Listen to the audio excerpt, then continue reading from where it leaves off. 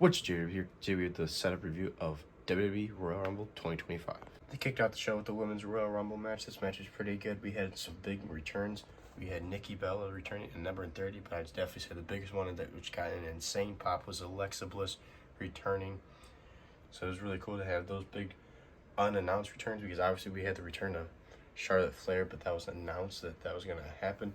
This match was okay. We also had the debut in the WWE, her first career WWE match because she did show up in the Royal Rumble last year's Jordan Grace.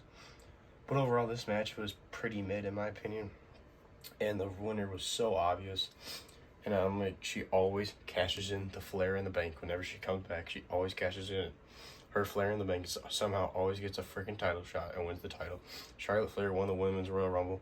She's going on to WrestleMania 41, and I'm assuming she's probably going to fight Tiffany Stratton, because a lot of people want that match. I wouldn't be surprised if they end up going with that. Also, I have this set up here because Nia Jax got in the ring, and like half of the women in the match were on the edge of the ring, and she like eliminated 8 people at once. It was crazy. Then we had the best 2 out of 3s match against DIY and Motor City Machine Guns. This match was pretty good. The first pinfall with DIY won, then Motor City Machine Guns won the second one, and they were about to win the third one when the Street Profits came out in all black gear, beat them up with crutches. And then DIY picked up the victory to retain, and then Street Profits beat up DIY. So it looks like we might end up getting a triple threat match for the tag titles later down the road, either like WrestleMania or Elimination Chamber. But I was not expecting this at all. Kind of completely forgot about Street Profits. But overall, it was a decent match. They did some crazy shit. Like always, Motor City Machine Guns always can do some crazy stuff. But overall, decent match. Then we had by far the best match of the night. Kevin Owens versus Cody Rhodes, the ladder match for the WWE and Winged Eagle Championship. This match, they killed each other. There was one point when I just made a setup of Kevin Owens like superplexed him, like slammed Cody through the ladder. It was absolutely insane. They both beat the shit out of each other. There were so many spots I was like cringing and stuff because it had to hurt so bad, because I mean like those ladders really don't have much give. There was one that Kevin got slammed on his back. I'm like, there's no way he's not gonna have back pain for after that. It was crazy. But this match, they beat the holy hell out of each other. Closer to the end, they ended up getting outside of the ring. Cody's beating him up.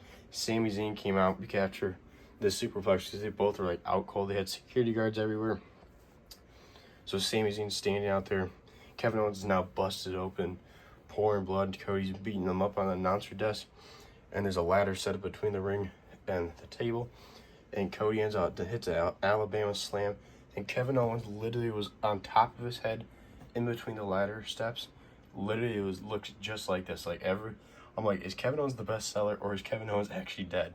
Because he sat like this for like 5 minutes. Because Cody got back in the ring, climbed the ladder, got the titles, posed and everything on top of the ladder, and then came over here and posed like this in front of Sami Zayn and Kevin Owens. And Kevin Owens finally flips over, and he's sitting there pouring blood, and Sami Zayn's holding him while Cody's posing over the top of his head, and Cody Rhodes has retained his WWE Championship.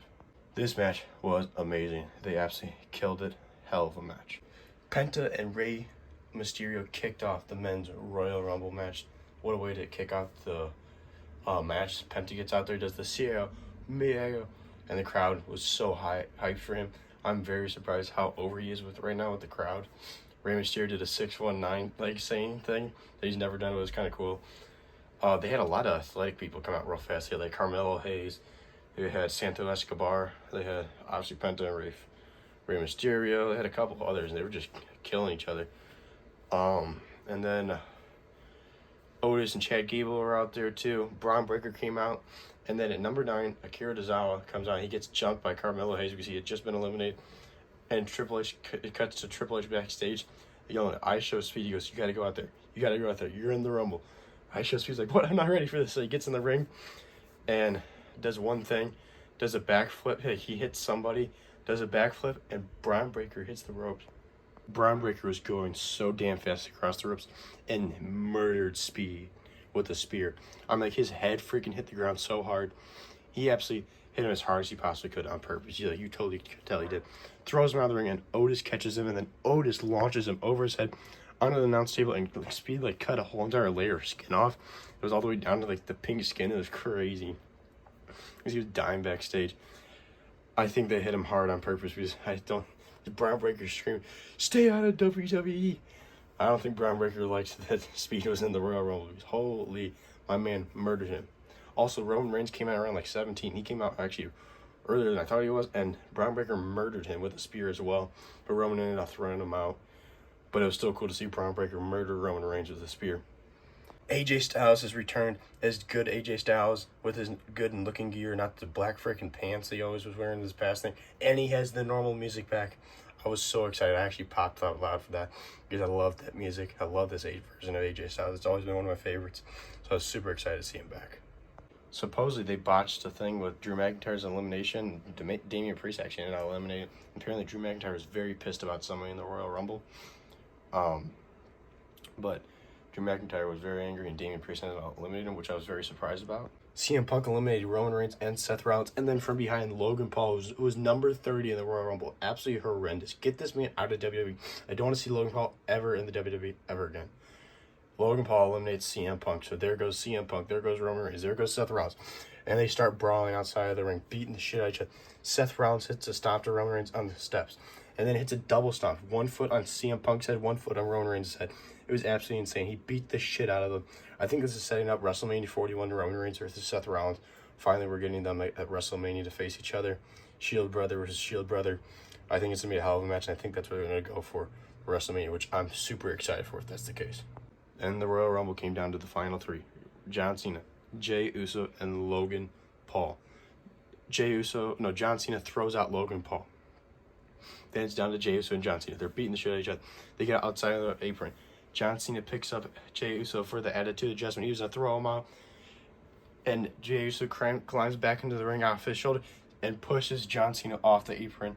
John Cena's face was crazy. He was so much in shock. I was like, no way. They just had Jey Uso win. Because I didn't think Cena was going to win. But they had Jey Uso win.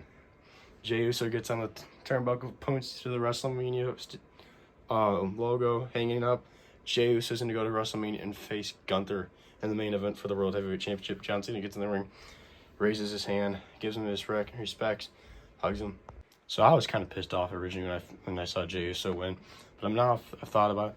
I'm kind of excited because we finally got an unpredictable win. The past couple of years, it's been very predictable for Royal Rumble winners. I don't think anybody expected Jey Uso to win. This was completely out of left field. And honestly, it was a really good match. A lot of surprises for when it comes to the eliminations. Like, I was not expecting the final three to be Jey Uso, John Cena, and Logan Paul. So that was very interesting. But overall, the show was pretty good. The best part for John Cena-wise, I think, was at the end in the press conference, how he said he had this very serious promo at the press conference saying how he's done doing putting people over. He's done acting like he can't do stuff. He goes, it's best for business for me now. I'm going to win the WWE Championship for the 17th time. I'm going to main event my last WrestleMania. He goes, so I am going back to Hungary to film my movie real quick. For 5 weeks, I'm going to let my opponents rip me to shreds because in Elimination Chamber that I will be entering, I'm going to tear you to shreds and I'm going to win the Elimination Chamber. I'm going to main event WrestleMania and win the WWE Championship. I was like so hyped. Cena's no longer doing this goofy shit. Oh, I can't do this. I can't do that. He's serious, and we're going to get John Cena versus Cody Rhodes at WrestleMania 41.